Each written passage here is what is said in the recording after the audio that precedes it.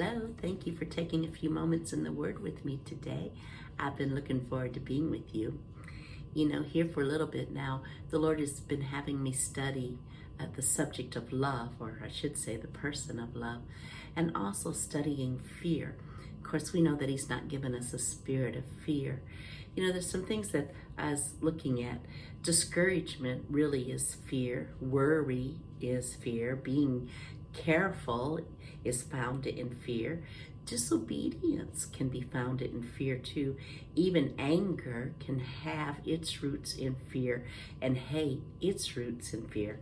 In Exodus chapter 6 and verse 7 and 9, we see that the Israelites were discouraged by their circumstances. They were so caught up in the circumstances that they could not and would not hear the word of the Lord through Moses. But 2 Corinthians 4:18 tells us not to look at the things which are seen, but the things which are unseen. Because the things that are seen, they're temporary. They're not going to stay. But the things that are unseen are eternal. One may think that they have to care for things themselves. When we look at the parable of the sower in Matthew chapter 13, you find on that third soil that it's someone that began to grow some things in their life, begin to bear some fruit, but now they think that they need to care for it themselves and take on the responsibility of it themselves. But in 1 Peter 5:6-9, the Lord tells us to cast all of our care upon Him because He cares for us. In Genesis chapter 3, Satan worked very hard and successfully to convince Eve that she wasn't something that God had already made her and that she didn't have what God had already given her. But in 2 Peter 1:3, the word says He hath given us, hath past tense, given us everything that pertains to life and godliness.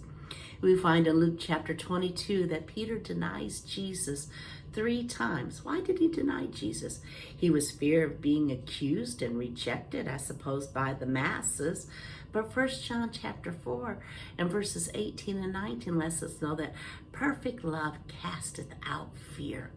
And so I have found that in my fight of faith, the number one thing that I need to deal with is fear.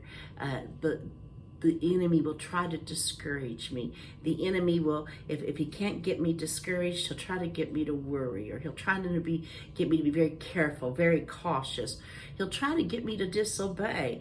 He'll try to stir up anger in me, and he would even want to get me over into hate. But the answer is love, and that perfect love cast out fear.